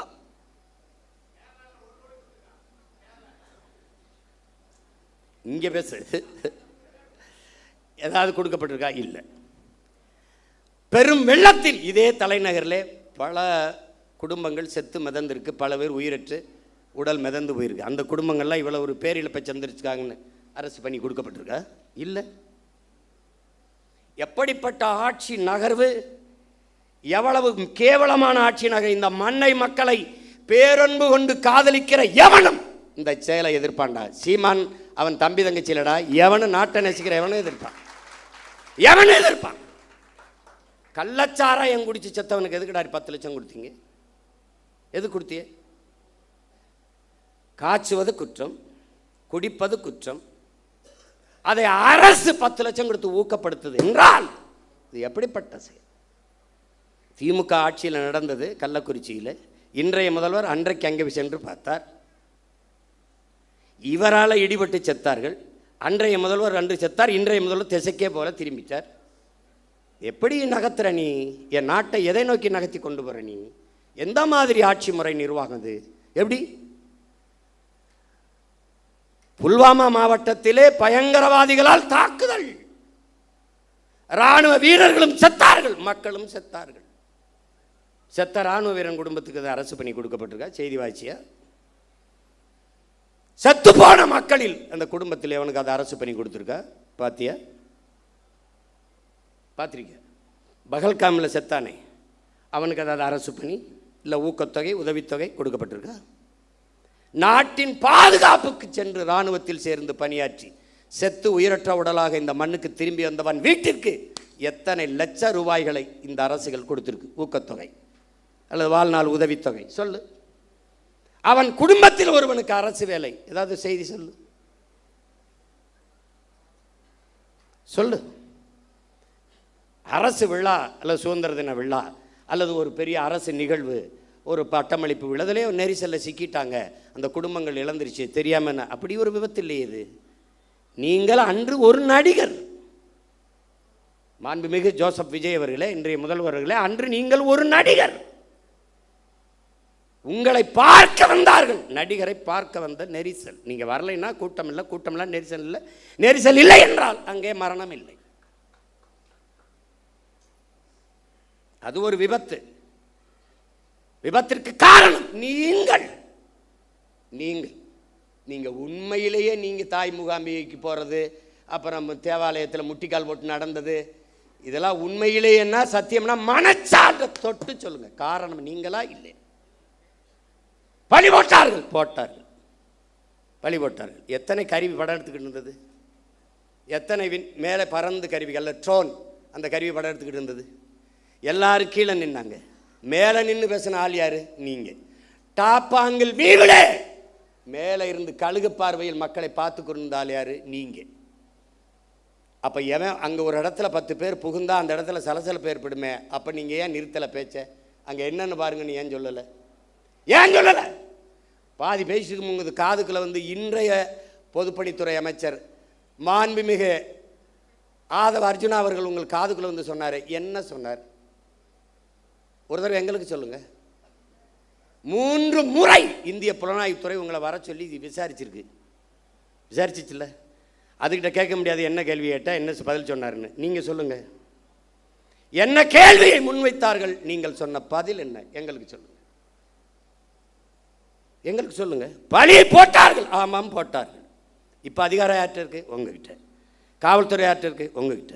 சிபிசிடி சிறப்பு விசாரணை பிரிவு உங்ககிட்ட. உளவுத்துறை யார்கிட்ட? உங்ககிட்ட. போடுங்க ஒரு விசாரணை குழுவை, கண்டுபிடிங்க இதான் நடந்தது. சொல்லுங்க சொல்லுங்க. அதை விட்ட நீங்க 20 லட்ச ரூபா கொடுத்தீங்க, இன்னும் கூட 20 லட்சம் கொடுங்க, வேணாம்னு சொன்னால் எங்களை அப்புறம் பேசுங்க. நீங்கள் தான் உச்சத்தை விட்டு 200 கோடி விட்டு, அப்போ அவ்வளோ காசு வச்சுருக்க நீங்கள் இன்னொரு 20 கோடி 10 கோடி எடுத்து எல்லாருக்கும் ஆளுக்கு 1 கோடியை கொடுங்க. நாங்கள் கேட்கல, கொடுங்க கொடுங்க. கள்ளச்சந்தையில் டிக்கெட் விற்ற காசுலாம் இருக்குல்ல, எடுத்து கொடுங்க. நாங்கள் வேணான்னு சொல்கிறோமா? வேலை கொடு. உங்களுடைய நிதித்துறை அமைச்சர் மாரிய வில்சன் அவர்கள் பனிமலர் கல்லூரி வச்சுருக்காரு, அதில் வேலை போட்டு கொடு. நாங்கள் வாழ்த்துறோம். துரை நீ வாழ்த்து பேசுகிறா. நாங்கள் ஒரு எல்லோரும் நம்ம பிள்ளைகளை மகளை எல்லோரும் வாழ்த்து பேசுங்க. நான் ஒரு பொதுக்கூட்டம் போட்டு வாழ்த்துறேன், கொடுக்க சொல்லு. பொதுப்பணித்துறை அமைச்சர் வந்து ஒன்று வச்சுருக்காரு, அரைஸ்ன்ட்டு மைக்ரோ ஃபினான்ஸ், அதில் கொடு. வாய்ஸ் ஆஃப் காமனில் கொடு. நீங்கள் விஜய் வித்யாசரம்னு ஒரு பள்ளிக்கூடம் வச்சுருக்கீங்க, அதில் வீட்டுக்கு ஒரு வேலையை கொடு. நாங்கள் கேட்டால் சொல். நாங்கள் உங்கள் ஃபோட்டோவுக்கு கும்பிட்டு கூட நாங்கள் நன்றி சொல்கிறோம். ஒன்று போடுங்க. அரசு என்றால் என்ன? முதல்ல அரசு என்றால் என்ன? எதுக்காக அவர்களுக்கு அரசு வேலை கொடுக்குறீங்க? முதலமைச்சர் ஆகிட்டே கொடுக்குறீங்க. முதலமைச்சர் ஆகலை, ஒரு வேளை முதலமைச்சர் ஆகலை, என்ன பண்ணியிருப்பிய? அரசு வேலை கொடுத்துருப்பீல்ல? நீங்கள் சாட்சிகளை கலைக்கிறீர்கள். குற்றத்தில் நேரடியாக சம்பந்தப்பட்ட பாதிக்கப்பட்டவர்களை நீங்கள் விலை கொடுத்து வாங்குகிறீர்கள். நாளைக்கு என்ன விசாரணை நடக்கும்? நான் ஆட்சிக்கு வந்துட்டேன், விசாரிக்கும் போது இவனுக்கு பூரா நீ காசை கொடுத்து வேலை கொடுத்து நான் என்ன பண்ணுவேன்? அவர் மாதிரி உண்டா சாமி, அவர் அப்படி சாமி. ஒரு நேர்மையாளனா நீங்கள் நடந்துக்கணும். நேர்மையாளனா கூடு, வேலை கொடு. நீதிபதியே சொல்கிறாங்க பாருங்க, மாண்புமிக்க நீதி என்ன சொல்லுதுன்னா, அவர்களுக்கு ஒரு சுய தொழிலை கொடுங்க. ஒரு கடை வச்சு கொடுங்க, 10 ஆடு மாடை வாங்கி கொடுங்க, ஒரு தையல் கடையை வச்சு கொடுங்க. அவர்களுக்கு என்ன தொழில் வருமோ அதுக்கு நீங்கள் தனிப்பட்ட முறையில் உங்கள் கட்சி நிதியிலையோ இதுலேயோ நீங்கள் கொடுங்க. உங்களை சுற்றி தான் பெரிய செல்வந்தர்களாக இருக்காங்களா, அவங்கள கையை காட்டி விடுங்க. விஷ்ணு ரெட்டி, இன்னும் பல ரெட்டி இருக்கான். யாருப்பா? சுஜித் ரெட்டியா, இதெல்லாம் சுஜய் ரெட்டி, அவங்கெல்லாம் தமிழ்நாட்டுக்கு சேவை செய்ய ரொம்ப வெங்கடாசலத்திட்ட வேண்டி வந்தவங்க தெரியுமா தெரியாதா? தெரியுமா தெரியாதா? பல காலம் தவம் இருந்து வேண்டி ஆந்திராவிலிருந்து தமிழ்நாட்டை எப்படியாவது நாங்கள் நல்லது பண்ணி தீர்வு மேல் பண்ணி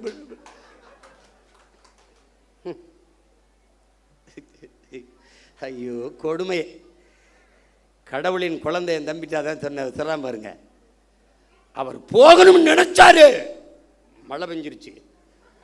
கடவுளின் குழந்தை அவர் திறந்து விட்டாங்க பாருங்க. முன்ன ஏடா கடவுளின் குழந்தை இங்கே இருக்கும்போது கர்நாடகாவில் ஏண்டா மழை அங்கே பெய்யுது, இங்கே பேஞ்சு விட்டு போக வேண்டியதானடா, இங்கே பேஞ்சா நாங்கள் பிடிச்சிக்கிறோம் என்னடா தம்பி, அது ஏன் கர்நாடகாவிலேருந்து எனக்கு திறக்க விடணும் கடவுளின் குழந்தை இங்கே இருக்கும்போது? வைத்தியக்காரங்களா, அது உடனே வழக்கை போட்டு நிறுத்தி விட்டார் அப்படின்னு. வழக்கை நான் போட்டு நீ வா, அப்போ அங்கே உச்சநீதிமன்றத்தில் போடு, நான் வரேன். கேட்கறதுக்கு பதில் தான் சொல்லணும். உடனே உங்களுக்கு மனச்சான்று இருக்கா? உனக்கு மனச்சான்று இருக்கா? உன்னால் காவல் நிலைய மரணம், இவனோட தம்பி உன்னை குறைச்சி சொல்கிறேன், 60 நாள் 5 மரணம் காவல் நிலையத்தில் கார்த்தி சொல்கிறான், 5 மரணம். அந்த மரணத்திற்கு உங்களால் அடித்து கொல்லப்பட்டவனுக்கு அதை அரசு வேலை கொடுத்துருக்கீங்களா? என்ன நீ என்ன பண்ணிக்கிட்டு இருக்கீங்க? என்ன வேலை நடக்குது இதெல்லாம்? இப்போ அரசு பணி என்பதற்கு மதிப்பு எவ்வளவு? இவ்வளோதானா? இவ்வளோதான். குடிச்சு செத்தா அரசு வேலை, நடிக்கிறவரை பார்க்க வந்து செத்தா அரசு வேலை, அப்போ படித்தா தெருவில் நின்று கத்த வேண்டியதான் வேலை, இதானா? அப்போ தமிழ்நாடு தேர்வாணையத்தில் தேர்வு எழுதி தேர்ச்சி பெற்று வேலைக்காக பல லட்சம் பேர் காத்திருக்கானே, அவன் யாரு? ஆசிரியர் தேர்ச்சி பெற்று தேர்வில் தேர்ச்சி பெற்று பணி நியமனத்திற்காக காத்திருக்கானே, அவனுக்கு என்ன நிலைமை? பகுதி நேர ஆசிரியன் பணி நிரந்தரத்திற்காக காத்திருக்கானே, அவனுக்கு என்ன நிலைமை? 400 பேர் பொறியியல் படித்த பட்டதாரி வாயில் காவலர் வேலைக்கு விண்ணப்பிச்சு நிற்கிறானே, அவன் நிலைமை? எம்எஸ்சி எம்பிஏ படிச்சுட்டு டாஸ்மார்க்கில் வெறும் 7,500 ரூபாய்க்கு சாராயம் ஊற்றி கொடுக்குறானே, அவன் நிலைமை? அப்போ அரசுக்கு மரியாதை என்ன? அரசுனா என்ன? அதுக்கு என்ன மரியாதை இருக்கு? அப்புறம் தென் எந்த லெவலுக்கும் போ, எனக்கு ஓட்டு போடு போடாது போ. ஒருத்தங்க கேட்குறேன், கரூர் எப்படி நீ ஓட்டு கேட்டு வருவ? இப்படி தான்டா வருவேன், இப்படி தான் வருவேன். இல்லை இதுக்கு முன்னாடி என்ன போட்டு பிடிங்கிட்டியா 2-3? வாடாடே போட. ஏன் போட்டோம்னு தெரியாது, எதுக்கு போட்டோம்னு தெரியாது. நம்ம இந்த திராவிட கட்சிகளின் தீமை இப்படி விளைஞ்சு நிற்கிது.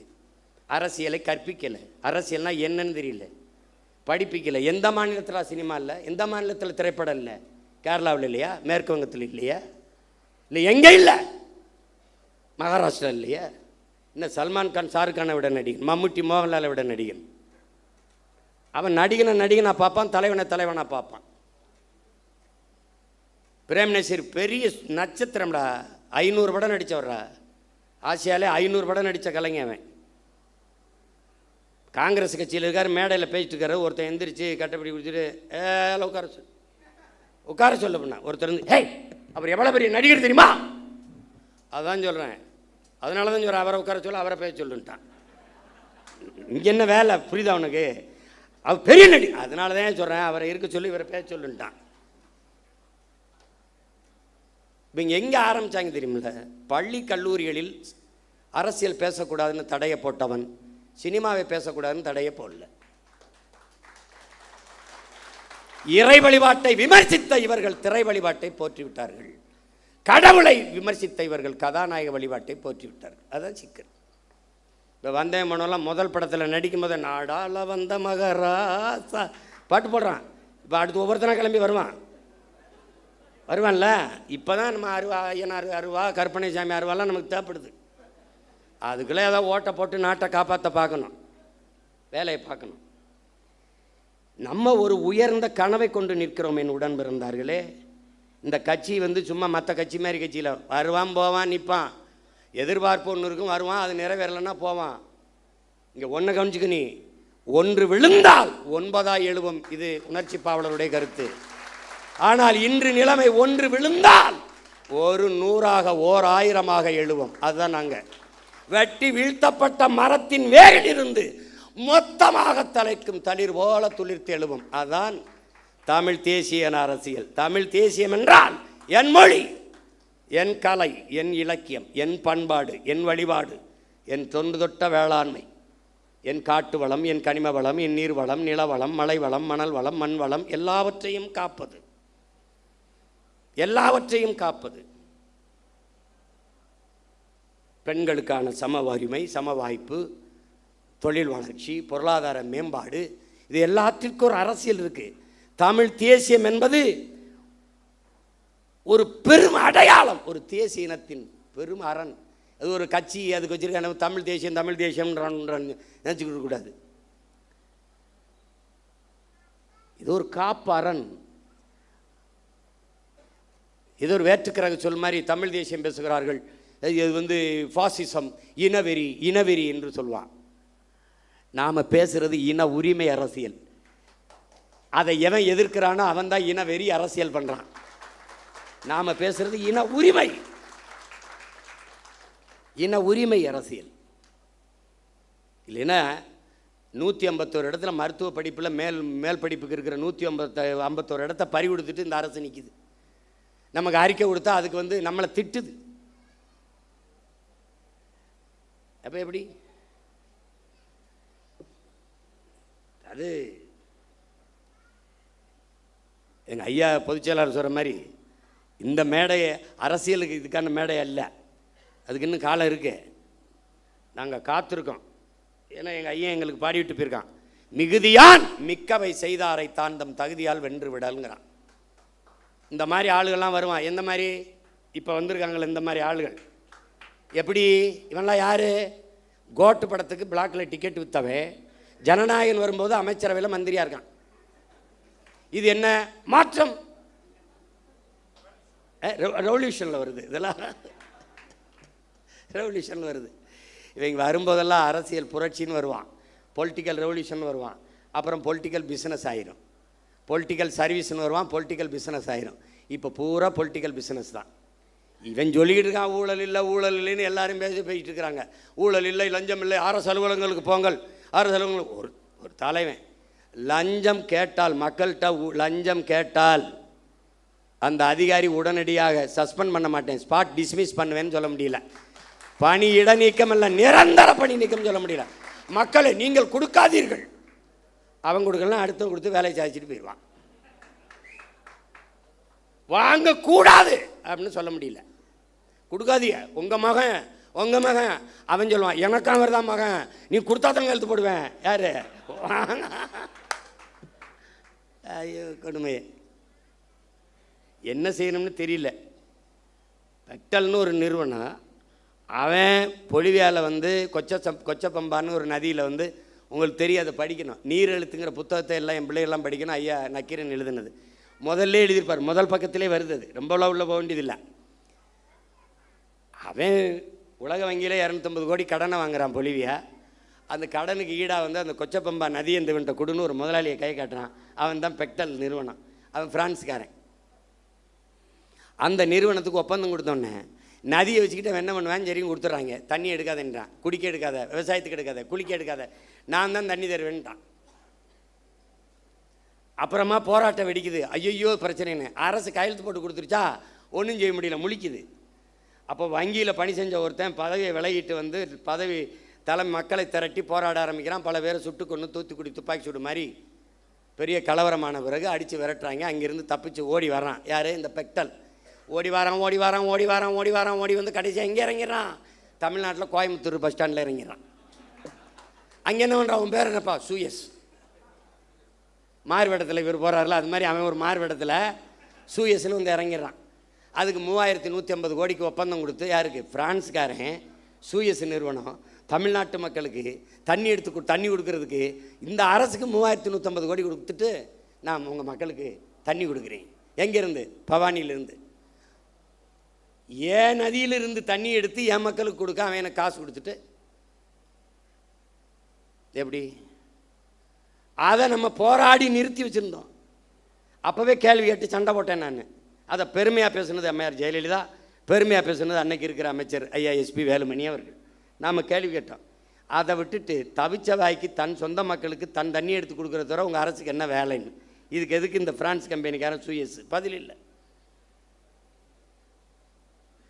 இப்போ இவர் சேலம் மாவட்டத்துக்கு, சேலம் மாநகராட்சிக்கு தண்ணி கொடுக்க 1200 கோடி பேசி 350 கோடி முன்பணம் வாங்கிட்டு சூயஸுக்கு கையெழுத்து போட்டு கொடுத்துட்டாங்க. இப்போ சேலம் மாநகராட்சிக்கு வேலை என்ன? அதை விட உங்களுக்கு என்ன வேலை? ரீல்ஸு. சொந்த மக்களுக்கு தவிச்ச வாய்க்கு தண்ணி கொடுக்கறத தவிர உங்களுக்கு என்ன வேலை? இதுக்கு வெளிநாட்டுக்கு நிறுவனம் ஒருத்தன் வரணும்னா உன் வேலை என்ன? அதுபோல் இங்கே இன்னொரு கவனிக்கல், கடல் நீரை குடிநீராக்கி கொடுக்க போகிறோம், ஒரு மடக்கு குடிக்கிறாப்புல, அது ஒரு ரீல். 50,000 கோடி. இந்த சுத்திகரிப்பு முறை அமெரிக்காவோட இருக்குது. காப்பிரைட்ஸ் அவனுடைய உரிமை, அவன் காப்பீட்டு உரிமை அவன்கிட்ட இருக்குது, பேட்டன் ரைட் அவன்கிட்ட இருக்குது. ரிவர்ஸ் ஓஸ்மாசிஸ் முறையில் அதை சுத்திகரிக்கணும். நீ குடிக்கிற ஒவ்வொரு மடக்கும் அவனுக்கு காசு கட்டுற, இதை குடிக்கிறாரு. இப்போ 50,000 கோடிக்கு இந்த கடல் நீரை சுத்திகரித்து எங்களுக்கு கொடுக்க போறீங்களா? ஏற்கனவே அப்போலோ அக்வஃபனா கின்லே அவன் விற்றுக்கிட்டு இருக்கான், அவன் எங்களுக்கு தண்ணி கொடுக்க போகிறானா? இந்த சூயஸ் கொடுக்க போகிறானா? இது போக சல்ஜீவன் அவன் தண்ணி கொடுக்க போகிறானா? யாரா நீங்கள்லாம்? யார் நீங்கள்லாம்? யார்? ஜல்ஜீவன் யார்? ஜெகஜீவன் ராம் கேள்விப்பட்டிருக்கோம். அந்த ஜல்ஜீவன் 2 ஆண்டுகளாக நிறுத்தி வைக்கப்பட்ட ஜல்ஜீவன் திட்டத்தை நாம் இப்போது நிறைவேற்றியிருக்கிறோம். அதான் கேட்குறேன், ஜல்ஜீவன்னா யார்? எதுக்கு ஜல்ஜீவன்? இந்திய ஒன்றிய அரசு கொண்டு வருகிற இந்த குடிநீர் கொடுக்குற திட்டம். எங்கேருந்து தண்ணி? டெல்லியிலிருந்தே வருமா? எங்கேருந்து எடுப்பான் ஜல்ஜீவனை? எங்கேருந்து எடுப்பான்? என் மண்ணிலிருந்து. என் மண்ணிலிருந்து என் மக்களுக்கு தண்ணி எடுத்து கொடுக்குறத தவிர உனக்கு என்ன வேலை? என்ன வேலை? இவன் குழாயை பதிச்சு தண்ணி கொடுப்பான், ஜல்ஜீவன். தமிழ்நாட்டு மக்களுக்கு தவிச்ச வாய்க்கு தாகத்துக்கு தண்ணி கொடுக்க வேண்டும் என்கிற தாகத்தோடு இருக்கிற இந்திய ஒன்றிய அரசு அதே தமிழ்நாட்டு மக்களுக்கு நதியில் இருக்கிற நியாயமான உரிய நதி நீரை பெற்றுத்தர முன்வராதது ஏன் என்ற கேள்வியை நீங்க எழுப்பல. காவிரியில் தண்ணியை கொடுத்தாலே 13 மாவட்டம் கூட்டு குடிநீர் திட்டத்தில் நாங்கள் தண்ணி குடிச்சிக்கிட்டு இருக்கோம். எங்களுக்கு பாதி மாவட்டத்துக்கு தண்ணி போய், அங்கே அவனுக்கு பவானி இருக்குது, இங்கே தாமிரபரணி இருக்குது. காவிரி கூட்டு குடிநீர் திட்டத்தில் பாதி மாவட்டத்துக்கு முடிஞ்சிடும். நீ அதை பற்றி தர ஏன் இந்த இந்தியாவை ஆளுகிற காங்கிரஸோ பாரதிய ஜனதாவோ வரவில்லை என்ற கேள்வியை ஏன் நீங்கள் எழுப்பல? இந்த ஜல்ஜீவன் திட்டம் இப்போ போடுவேன், குழாயை போடுவான், எவ்வளோ நாளைக்கு கொடுப்பான்? எவ்வளோ நாளைக்கு? 6 மாதம், ஓராண்டு. அது குடிக்கிற தரத்தில் இருக்குமா? அந்த திறனில் இருக்குமா? அதுக்கு சான்றிதழ் யார் தருவா? குடிக்கணும். கொஞ்ச நாள் கழித்து காசு இல்லை, அப்போ என்ன பண்ணலாம்? தனியாருக்கு டெண்டர், ஒப்பந்தம்.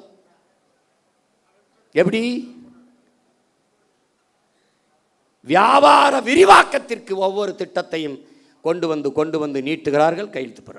ஐயாரியில் என்ன எதுக்கு நீ நாகர்கோயிலில் இது பண்ணுற? நாகர்கோயில் எதுக்கு அதை திறக்கிற? கன்னியாகுமரியில் போராடி தடுத்து வைத்ததை கையெழுத்து போட்டு திறக்க விடுறாரு. இப்போ மறுபடியும் நான் போகணும்.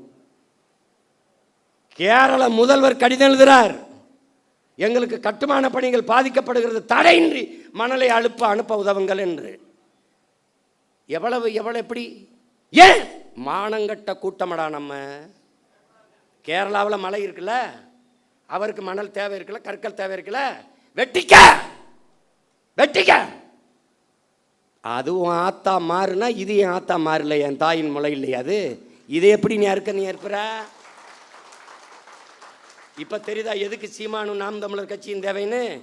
அங்க ஒரு மகன் இந்த மண்ணை, அது மலை அல்ல, என் தாயின் மாறென்று நேசிக்கிற ஒரு மகன் குடித்த மாறை அறுக்கிற பச்சை துரோகிகளடா இவங்க. பால் ஊட்டின தாயின் மாறை அறுக்கிற பச்சை துரோகிகள்.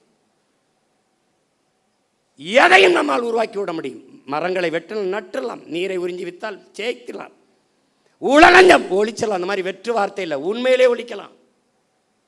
சிறந்த ஆட்சி கொடுத்துடலாம், வேலை இல்லை கொடுத்துடலாம், பசி ஒழிச்சிடலாம், எல்லாவற்றையும் சரி செய்ய முடியும். ஆனால் என் உடன் பிறந்தவனே, மலையை மணலை நம்மால் உருவாக்க முடியாது.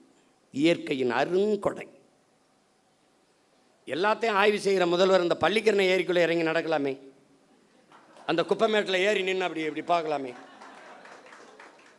இல்லை? பட்டு வெட்டி பட்டு சட்டை கட்டி அதுக்கு ஒவ்வொரு நாளைக்கு ஒரு உடை வச்சிருக்காப்புல. அந்த காஸ்டியூம் டிசைனரை தான் தேடிக்கிட்டு இருக்கேன் நான். எப்படி இருப்பாரு? இந்த கொடுமையெல்லாம் பார்க்கறதுக்கு படமாக இருந்தே பதறாப்புல காமராஜ் படமாக இருக்கும்போதே பதறாப்புல. ஐயோ, அதில் இந்த ஓமந்தூரார் குமாரசாமிலாம் ஐயா அப்படின்னு.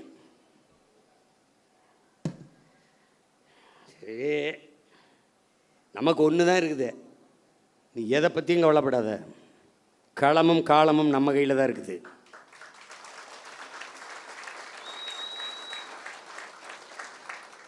ஜோசப் விஜய் இல்லை, ஜோசப் ஸ்டாலின் சொல்கிறாப்புல.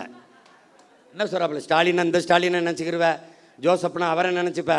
ரஷ்ய அதிபர் ஜோசப் ஸ்டாலின் சொல்கிறாப்புல. எப்படி சொல்கிறாப்புல?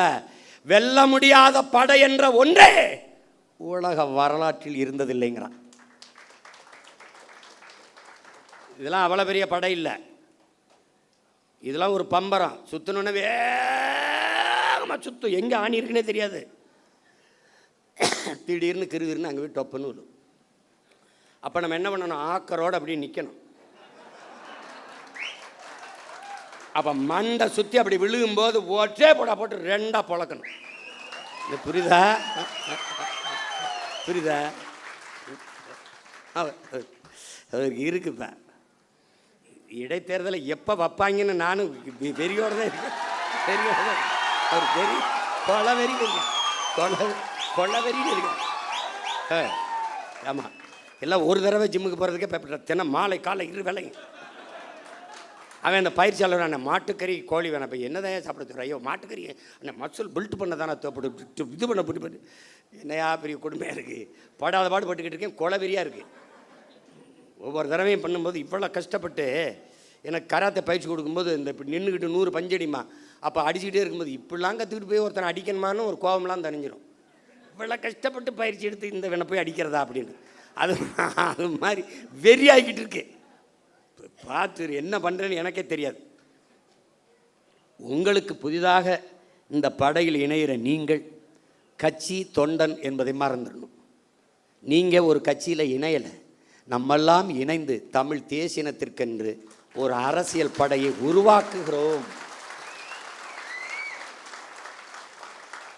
தலைவன் தொண்டன் என்பது இந்த கட்சியில் கிடையாது. அண்ணன் தம்பி சித்தப்பன் பெரியப்பன் மச்சான் தான்.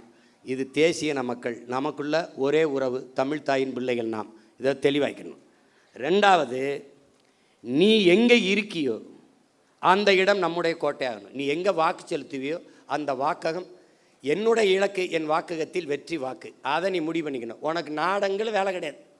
உன் தொகுதி, உன் ஊர், அதுக்குள்ளே தான் வேலை. உன்னை மாதிரியே உணர்வுள்ள 10 வீரர்களை இணை, அவ்வளோதான் உன் கடமை முடிஞ்சிருது கட்சிக்கு.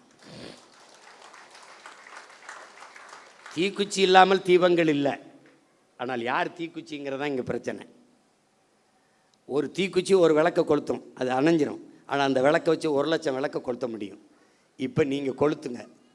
புரட்சி என்பது எப்போதும் காய்ந்த சருகுகளாக ஒவ்வொரு மனிதனின் காலடிக்கு கீழே காத்து கிடக்கிறது ஒரு தீக்குச்சியின் உரசலுக்காக அப்படிங்கிறான். இப்போ கையில் இருக்க தீக்குச்சி, காஞ்ச சருகு இருக்குது, கொளுத்தி விடு, பற்றி எரியும். நீ எதை பற்றியும் கவலைப்படாத. இந்த ஆட்டம் நம்மளுடையது, கை மாறி இருக்கு. இப்போ அடுத்த சுற்று வரும்போது நம்ம கைக்கு வரும் தைரியமாக இருக்கு. நம் மாற்று என்பது கோட்பாட்டளவில் திராவிட இந்திய சித்தாந்தங்கள் தத்துவங்களுக்கு எதிராக கோட்பாட்டை கட்டி எழுப்பினது நாம் தான்.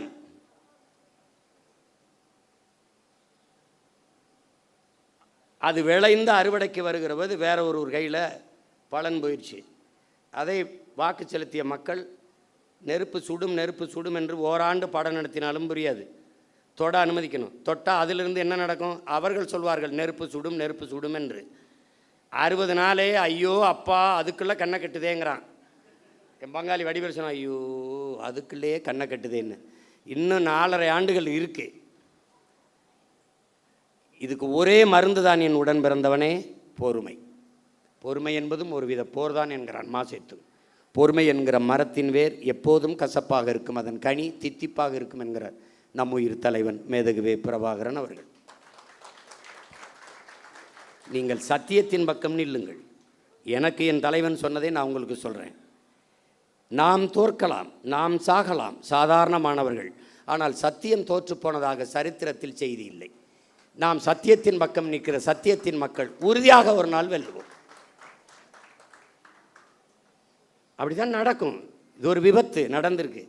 விபத்தே விதியாகிறது. அதனால் இதுக்கு கொடுக்க வேண்டியது கொஞ்சம் காலத்தை நம்ம விலையாக கொடுக்கணும், கொஞ்சம் பொறுமையாக இருக்கணும். ஆனால் மக்களோடு மக்களுக்காக நிற்கணும். மக்கள் மீது நமக்கு வருத்தம் இருக்குது அப்படிங்கிறதுக்காக அவங்க பிரச்சனைக்கெல்லாம் போகாமல் இருக்கக்கூடாது. ரத்தமாக கொடு, பிரச்சனையாக போய் நில்லு, போராட்டமாக போய் பக்கத்தில் நில்லு, கவலையாக தோல் கொடு, கண்ணீராய் துடைத்து விடு, அவன் கூட நில்லு. ஏன் நீ அவன்கிட்ட இருந்தால் அவனுக்காக வந்திருக்க. உன்னை கேவலப்படுத்துகிறானா, இகழ்கிறானா, நீ புகழ் ஒன்ன, நான் யார் தெரியுமாடா அப்படின்னு. பிரபாகரன் ஒழிக என்று ஒருவன் ஒருமுறை சொன்னால், பிரபாகரன் வாழ்க என்று நீ 1000 முறை சொல்லு.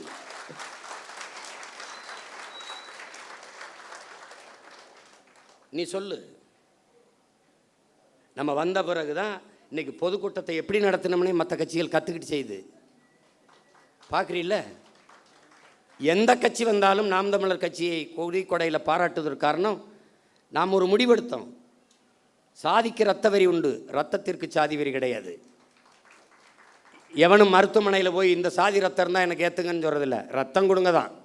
அது எவன் ரத்தமாக இருந்தானே. அதனால தான் நாம் ரத்தம் சிந்தி நம் இன விடுதலைக்கு போராடியதாலேயே ரத்தத்தை கொடையாக கொடுத்தோம், உறுப்புகளை கொடையாக கொடுக்குற வழக்கத்தை தொடர்ந்து செய்து வருகிறோம். எத்தனை ஆயிரக்கணக்கான மரக்கண்டுகளை இந்த மண்ணில் நட்டு வளர்த்துருக்கிறோம். இதெல்லாம் நாம் பெருமை பேசுவதற்கல்ல, பிறவி கடமை. அதனால் நாம் செய்கிறோம். அதை புரிந்துக்கணும். இந்த படையில் இணைக்கும் போது நீ ஒரு பகத்சிங், இளைய புரட்சியாளன் பகத்சிங் அவனை உருவகப்படுத்திக்க. நீ திலீபனை போல ஒரு வீர போராளியை போல உன்னை நீ உருவகப்படுத்திக்க. சாதாரணமாக நின்று வாழ்க ஒழிக கோஷம் போடுறது இங்கே பழக்கம் இல்லை. வாழ்க தமிழ் தாய், வாழ்க தலைவர் பிரபாகரன், இப்படி தான் நீ பேசி கற்றுக்கணும். மற்ற கட்சிகள் மாதிரி நாம் தமிழர் நாம் தமிழர் டிவிக்கிற வேலையெல்லாம் நீ நிறுத்திடணும். இங்கே அந்த வேலை கிடையாது, புரியுதா? அதெல்லாம் கிடையவே கிடையாது. வாழ்கவென்றால் தமிழ் தாய் வாழ்க, தலைவர் பிரபாகரன் வாழ்க. முழக்கம்னா அப்படி தான் போடணும். இங்கே இராணுவ கட்டுப்பாடு இருக்கணும், ஒழுங்கு இருக்கணும். அண்ணன் வரும்போது முன்னாடி நின்றுக்கிட்டு கையில் வண்டியில் போயிட்டு இப்படி கை காட்டுறது போக்குவரத்து காவலர் வேலை உனக்கு கொடுக்கப்படல. நீ பேசாமல் போகணும். நான் பாட்டுக்கு வருவேன். நீ எழுதி வை, அண்ணன் முதலமைச்சர் ஆகிட்டா ஒரு வண்டி ஓடாது, என் வண்டியில் தான் வருவேன். நான் பாட்டுக்கு வருவேன், நிறுத்தத்தில் நிற்பேன், போவேன். இந்த மாதிரி கான்வாய் வருது, புரோட்டோக்கால், ஆட்டுக்கால், பாயாலாம் கிடையாது. நீ போய நான் வருவேன். போய எனக்கே பாதுகாப்பு இல்லை, நாட்டுக்கு என்ன பாதுகாப்பு? நான் தான் என் நாட்டுக்கே பாதுகாப்பு. போய அவர் அங்கேருந்து கிளம்புறதுக்கு ஒரு 2-3 மணி நேரத்துக்கு முன்னாடி சாலையில் எங்களை நிறுத்திடுறாங்க, குறுக்க கயிறை கட்டி. அண்ணன் வந்தோடனே இந்த போலீஸ்லாம் பாவம் பார்த்து இங்கிட்டு திரும்பிக்கிறது, எதாவது கேட்பாரோன்ட்டு. என்ன பண்ண போகிற தங்கச்சி தம்பி என்னன்னு நான் நின்றுக்கிட்டே இருக்க வேண்டியது இருக்குது. போகிறவரெல்லாம் பாவமாக இருக்குது. பள்ளிக்கூடத்து பிள்ளை இங்கிட்டு கடக்கிறதுக்கு ஒரு கயிறை குறுக்க கட்டிப்புறாங்க. இதை இவங்களை ஒழிக்கணும்டா, இவங்களை தொலைக்கணும். கொடுமையாக இருக்குது. இந்த 3ஆம் தேதி ஒரு ரீல் போடலாம்னு இருந்தாப்புல, அதுக்குள்ளே அவன் சிவகுமார் வந்தால் கலவரம் வந்தால் நான் பொறுப்பு இல்லைன்ட்டாப்புல. அதை மழை பெஞ்சிருச்சே திறந்து விட்டாப்புல, பொறுக்கலை. இவங்க நாடகம் ஜெயிக்க முடியலன்னு பெஞ்சு விட்டாப்புல. அதனால் இது முதல் சந்திப்பு தான். நம்ம இன்னும் நிறைய சந்திச்சு பேசுவோம். பல ஊர்களிலிருந்து உணர்வு எழுச்சியோடு வந்திருக்கிறீங்க. நம்ம தேர்தலில் தான் தோற்றுக்கிறோம். அவர்கள் சொல்கிறபடி வெற்றி தோல்வி அதில் அவர் அதிகப்படியாக வாக்கு வாங்கியிருக்கிறார்கள். அதை மக்களின் நம்பிக்கைன்னு கூட வச்சுக்கலாம். நமக்கு நம்பிக்கை நம்ம மீது குறைவாக இருக்குது, அது அவ்வளோதான். இந்த தடவை நம்பிக்கை இல்லாத அடுத்த தடவை இந்த பிள்ளைகளுக்கு வாய்ப்பு கொடுக்கலாமுங்கிற எண்ணம் வர நம்மளால் வைக்க முடியும். நம்பிக்கையோடு களத்தில் நில்லுங்கள். ஒன்று தான் உங்கள் அண்ணன் உங்களுக்கு சொல்லுவேன், நீங்கள் இந்த மண்ணுக்கும் மக்களுக்கும் இந்த மொழிக்கும் இனத்திற்கும் உண்மையாக இருங்கள். நான் உங்களுக்கு உயிராக இருப்பேன் என்கிற உறுதியை உங்கள் அண்ணன் தருகிறேன். நாம் தமிழர் பிள்ளை என்பவன் தனியாக இருக்கணும், அவனுக்கு தனியாக தெரியணும், தனித்துவம் இருக்கணும். அவன் ஏற்றுக்கொண்டிருக்க தலைவன் பிரபாகரன் பெயரை உச்சரிக்க தகுதி வச்சிருக்கணும், ஒழுக்கமாக இருக்கணும், அதை கடைப்பிடிக்கணும். அதுதான் இந்த கட்சிக்கு போக போக உங்களுக்கு எல்லாமே உங்களுக்கு தெரிய வந்துடும். பிள்ளைகள் எல்லாம், இளம் பிள்ளைகள் எல்லாம் ரொம்ப நேரம் கால் கெடுக்க தங்கச்சிகளாக நிற்கிறாங்க. நம்ம நிறைய பேசலாம், நிறைய இன்னும் காலங்கள் இருக்கிறது. நீங்கள் பெருமைக்குரியவர்கள், பெருமை மிக்கவர்கள், பெருமை மிக்க ஒரு பேரினத்தின் பிள்ளைகள். நாம் இன்று வீழ்த்தப்பட்டிருக்கிறோம். நாம் வென்றே தீர வேண்டும். இது வரலாற்றின் காலத்தின் தேவை, வரலாற்றின் பெருங்கடமை என்பதை உணர்ந்து இந்த அரசியல் புரட்சி படையில் உங்களை நீங்கள் இணைத்து கொண்டிருப்பதில் நான் பெரிதும் மகிழ்கிறேன். நீங்கள் என் முன்னாடி இவ்வளவு எழுச்சியோடு அமர்ந்திருப்பது எனக்கு பெரும் நம்பிக்கையும் உற்சாகத்தையும் தருகிறது. உங்கள் அனைவருக்கும் புரட்சிகரமான வாழ்த்துக்களும் வணக்கமும். புரட்சி எப்போதும் வெல்லும், நம் வெற்றி அதை சொல்லும். நம் இலக்கு ஒன்றுதான், இனத்தின் விடுதலை. இனம் ஒன்றாவோம், இலக்கை வென்றாவோம். தமிழ்தாய் வாழ்க, தலைவர் பிரபாகரன் வாழ்க, நாம் தமிழர்.